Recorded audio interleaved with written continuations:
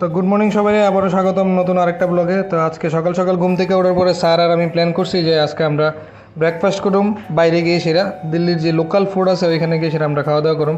তো বাইরে গেলাম আমরা দুজনে। ব্রেকফাস্টে কি পাওয়া যায়? দিল্লি এসে তো স্পেশাল চা তো খাইতেই লাগবে।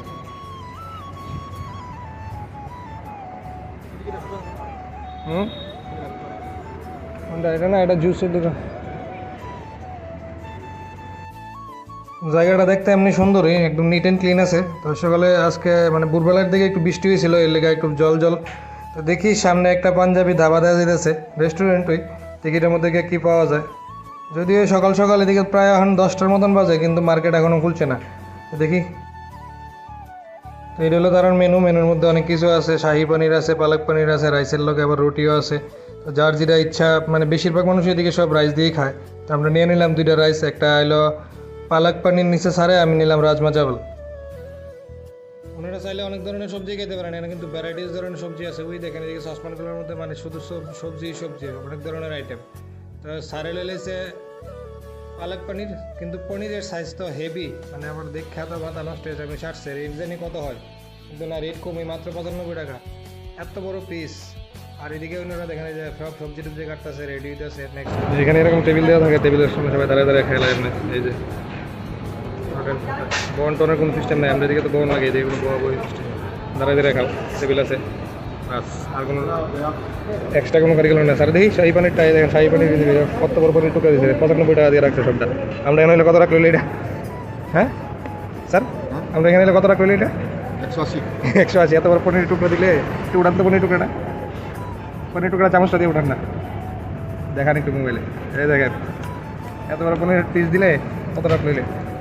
এখানে শুধু অনলি 95 টাকা দিয়ে আমরা এটা লইছি শাহি পানির উইথ রাইস। আর আমি রাজমা চাवल দিল্লি আইছি, রাজমা চাवल না খেলে কেমন দিব? যে জায়গার যে খাওয়ান আছে, এই খাওয়ানগুলো খাইতে দিব। এদিকে সবাই ব্যস্ত, কাজে বাইরে গেছে, কাজ করতে গেছে। আর এক্সট্রা এখানে সবাই এনে সেটা দিয়ে দিয়েছে পেঁয়াজ। আর এটা স্যালাড হিসেবে দেয়, কোনো কম্প্রোমাইজ নেই, মানে যদ্দূর লাগে দূরে দিবে, বেশি বেশি করে দেয়। 500 ml কোনো জল পেলাম না, সব 1 লিটার জল। ঠিক আছে, এবার খাইয়ে দিই কেমন এসে।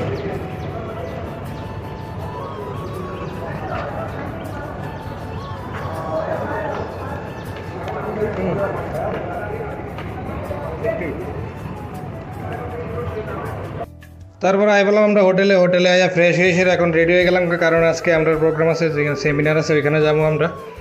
তো আমরা নিচে আয়া ওয়েট করতেছি আরেকজনের লেখা। এই যে দেখেন অ্যাটমসফিয়ারটা কিন্তু সেই লেভেলের। হ্যাঁ, এদিকে আমি আছি, আরও স্যার তারাও আছে লগে। তো দাঁড়ায় সবাই একটু ফটো তুলতেছে, এবং গাড়ি বুক করছি, গাড়ির লেগে ওয়েট করতেছে এখন। এই যে স্যার আছে একজন, 2জন, তারপরে ওইদিকে আরেকজন স্যার আছে, স্যার আছে আমরা। তো এবার গাড়ির অপেক্ষা, গাড়ি আইলে আমরা এখন বাইরে যাবো গা। তো গাড়ি মোটামুটি আই পড়ছে, এখন আমরা বাইরে গেলাম গা। তো মোটামুটি আমরা কাছাকাছি আই পড়ছি। প্রোগ্রামটা হইতেছে অ্যাকচুয়ালি দিল্লিতে বিজ্ঞান ভবনে। তো বিজ্ঞান ভবনের উদ্দেশ্যে আমরা এখন রওনা। তো এখন নামে যাবো আমরা গাড়ির থেকে। এই যে আই বললাম, এখন আমরা যাইতেছি বিজ্ঞান ভবনের উদ্দেশ্যে। এই যে এটা হলো বিজ্ঞান ভবন, দেখেন কি সুন্দর, কিন্তু সিকিউরিটি প্রচণ্ড পরিমাণে সিকিউরিটি ব্যাপার আছে। রাস্তাঘাটটি একদম ক্লিন আছে, এই দেখেন রাস্তাঘাট পুরো সাফ একদম। কিন্তু এখানে সিকিউরিটি কমপ্লিট করতে হবে। এর আগে আমরা গিয়ে সেটা করতে হবে আগে, যেটা এটা হচ্ছে রেজিস্ট্রেশন কাউন্টারে জানি কতক্ষণ সময় লাগে। আজকে এমন একটা প্রোগ্রামে আইছি যেটার মধ্যে সারা ভারতবর্ষের লোক আইব, মানে কর্মচারীরা আইব যারা স্বাস্থ্য দপ্তরে চাকরি করে। এই যে দেখেন বিজ্ঞান ভবনটা কত সুন্দর দেখা যায়। আর ওইদিকে দেখেন না, এদিকে প্রচণ্ড কড়া লেভেলের সিকিউরিটি, মানে কেউ বাদ নাই। এদিকে আমরা ত্রিপুরার যে টিমটা আছে তারা সবাই এখানে দাঁড়িয়ে রয়েছে, আরও 1-2জনের লেগে অপেক্ষা করতেছে। এখন আই বললাম রেজিস্ট্রেশন কাউন্টারে, যার স্টেটের উপরে নাম লেখা আছে আলাদা আলাদা। ওই দেখেন এদিকে রাজস্থান, ত্রিপুরা, সিকিম, এরকম করে ওইদিকে অন্যান্য স্টেটের। তো সবাই আলাদা আলাদা রেজিস্ট্রেশন নাম টাম লিখতে হইব, সাইন টাইন কইরা। তারপরে রেজিস্ট্রেশন কমপ্লিট করলে তারা আমরা একটা দিব ব্যাচ, ওই যে তারা যেরকম গলাত লাগা রাখছে এরকম ব্যাচ দিব, এবং একটা ছোট্ট খাদির একটা ব্যাগ দিব। তো হয়ে গেছে অবশ্যই রেজিস্ট্রেশন কমপ্লিট করে সিকিউরিটি কমপ্লিট করে আমরা ভিতরে ঢুকলাম। সিকিউরিটি এটা দেখাইতে পারছি না, কারণ এটা ভিডিও করার নিষেধ আছে। তো এত মারাত্মক লেভেলের সিকিউরিটি, মানে এয়ারপোর্টে ঢুকলে যেরকম লেভেলের চেকিং হয় ঠিক সেই রকম লেভেলের চেকিং এখানে, মানে দুর্দান্ত লেভেলের চেকিং।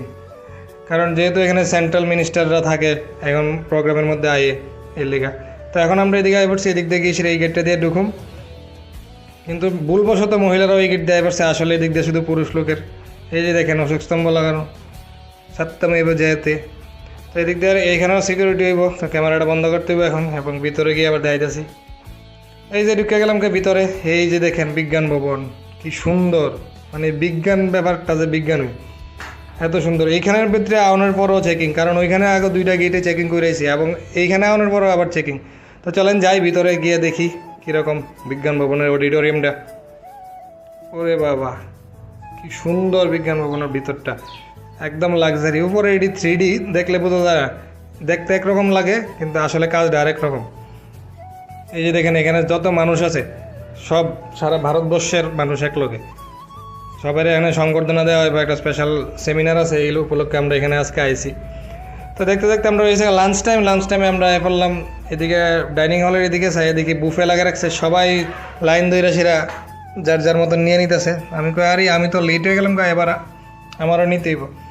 তো বেশিক্ষণ লাইন ধরানো লাগছে না, আমার লেগে আমার ম্যাডাম একজন আছে তাই না প্লেট রাখছে, তো ম্যাডামের থেকে প্লেটটা লুয়ে সেটা আমি এদিকে শুরু করে দিলাম লোন। বেশি কিছু লইছি না, এই যে দেখেন এই হলো আজকের আমার মানে লাঞ্চ। এখানে সব যা আছে সব ভেজ এবং খুবই টেস্টি খাওয়ান।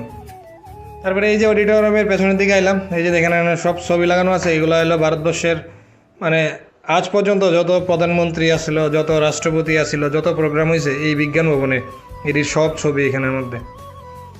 মানে এক কথায় ভারতবর্ষের ইতিহাস এখানে লাগানো আছে। ওই দেখেন কত লম্বা। তো সবশেষে প্রোগ্রাম মোটামুটি প্রায় শেষের পথে, এখন যাই ভিতরের দিকে। ভিতরে মিনিস্টার আইব এখন, এই যে আইবরছে আমরা সেন্ট্রাল হেলথ মিনিস্টার এবং সেন্ট্রালের হেলথের ডাইরেক্টর এবং FSSIর যিনি CEO আছেন তারা। তো আজকের প্রোগ্রাম এখানে শেষ হয়ে গেছে। তো ওভারঅল জিনিসটা আপনারা কেমন লাগছে বিজ্ঞান ভবনটা অবশ্যই কমেন্টে একটু জানাবেন। আর দিল্লি থেকে যদি কেউ থাকেন আমার বন্ধুবান্ধবরা, তারা যদি দেখে থাকো ভিডিওটা, তো অবশ্যই কমেন্টে অবশ্যই জানাইবা।